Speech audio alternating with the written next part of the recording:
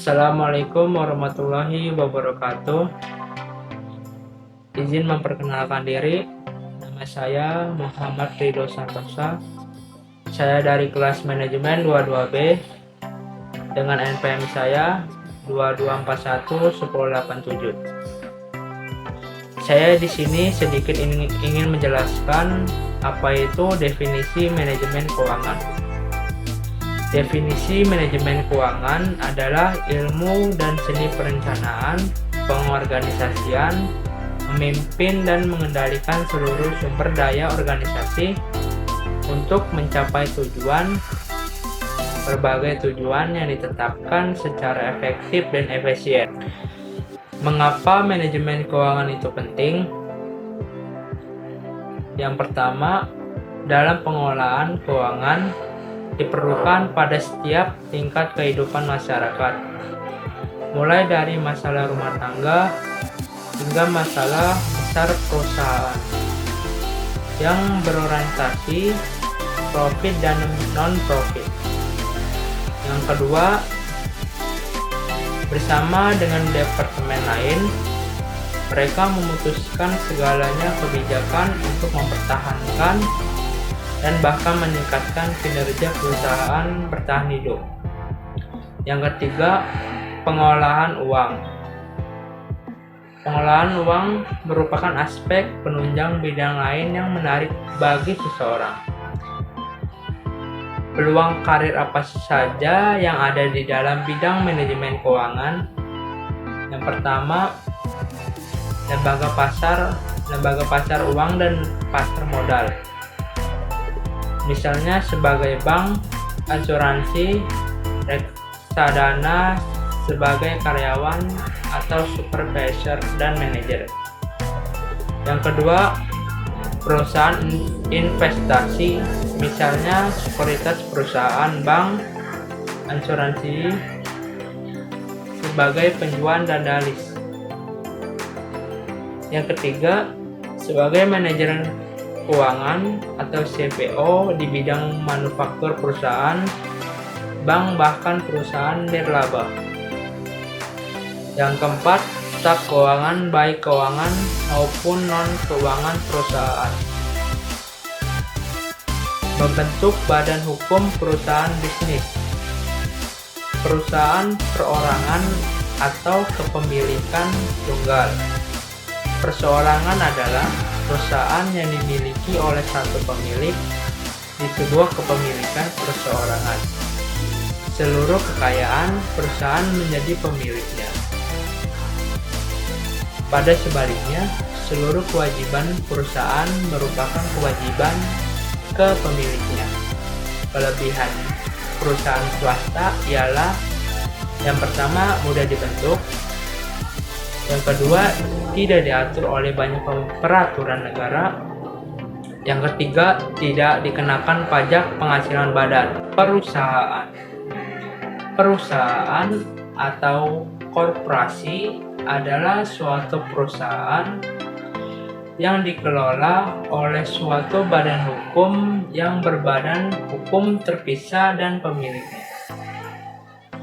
Pemilik perusahaan disebut pemegang saham. Pemegang saham tidak memiliki secara langsung aset real perusahaan seperti pabrik, kendaraan, mesin, dan sebagainya. Tetapi mereka memiliki perusahaan secara tidak langsung melalui aset keuangan yaitu saham. Sebab korporasi merupakan suatu badan hukum tersendiri terpisah dari pemiliknya, yaitu pemilik atau pemegang saham korporasi saja mempunyai tanggung jawab terbatas dan tidak bertanggung jawab secara pribadi atas korporasi piutang.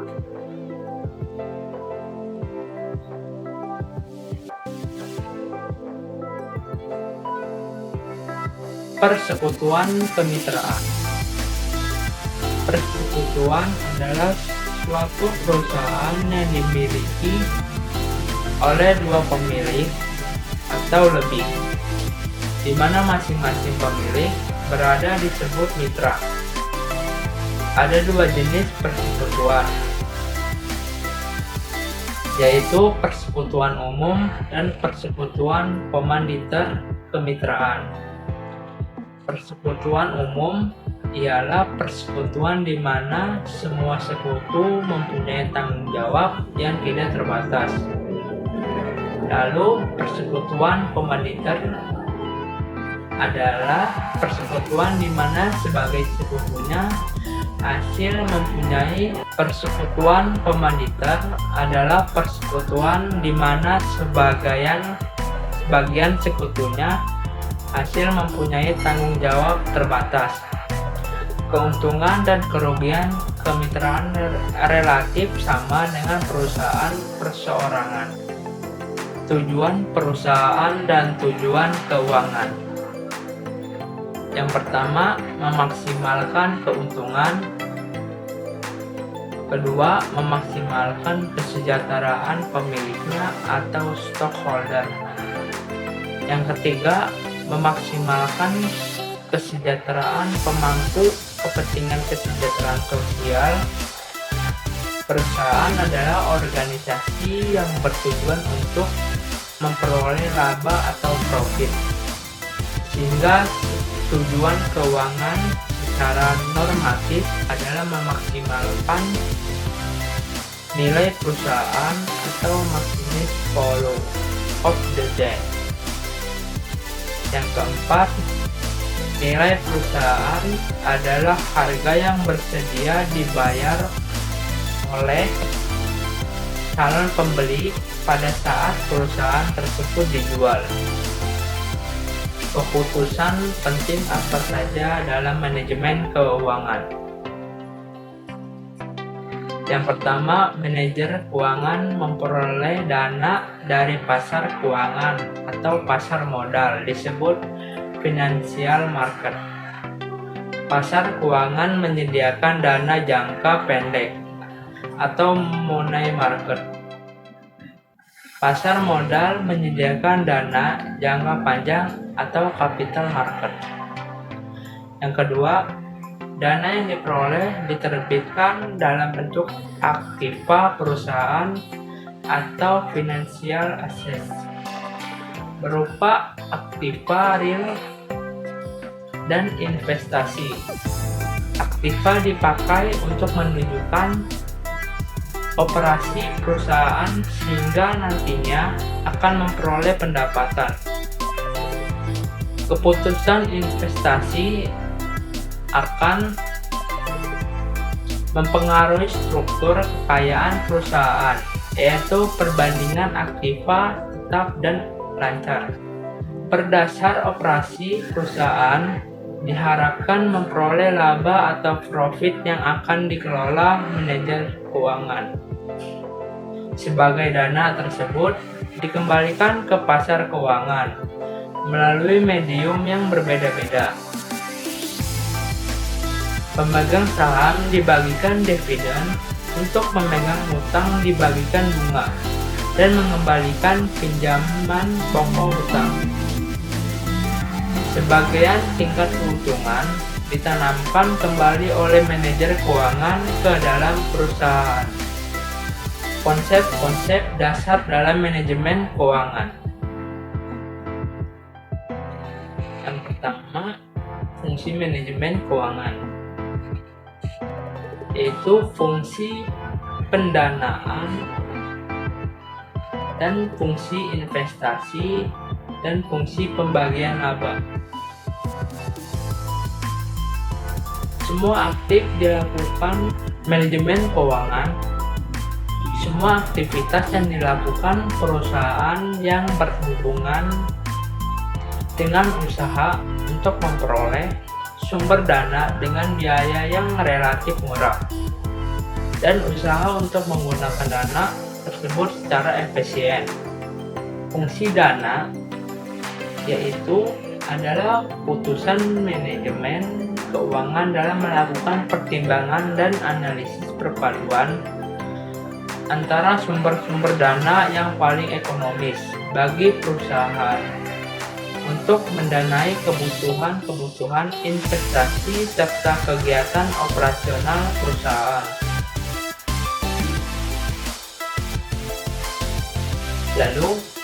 Lalu keputusan pendanaan berkaitan dengan masalah bagaimana manajer keuangan harus mempertimbangkan dan menganalisis kombinasi dari sumber-sumber dana yang ekonomis bagi perusahaan guna membelanjai kebutuhan investasi serta kegiatan usahanya.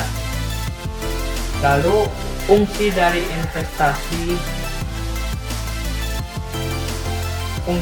investasi adalah keputusan yang diambil oleh manajer keuangan dalam pengalokasian dana dalam bentuk investasi yang dapat menghasilkan laba di masa yang akan datang.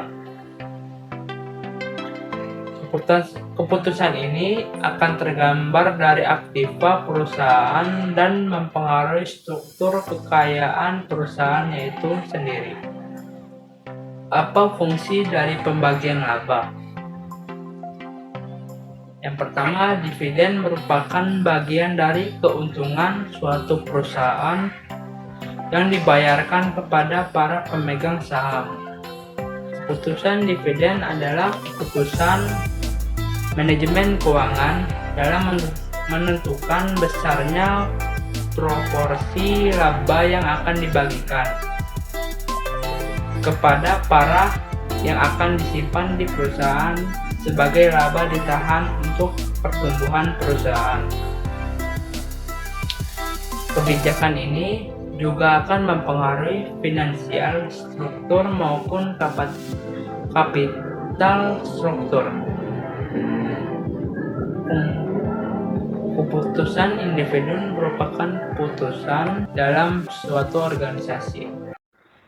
Segitu saja yang bisa saya jelaskan. Saya akhiri. Assalamualaikum warahmatullahi wabarakatuh. Terima kasih. Alright.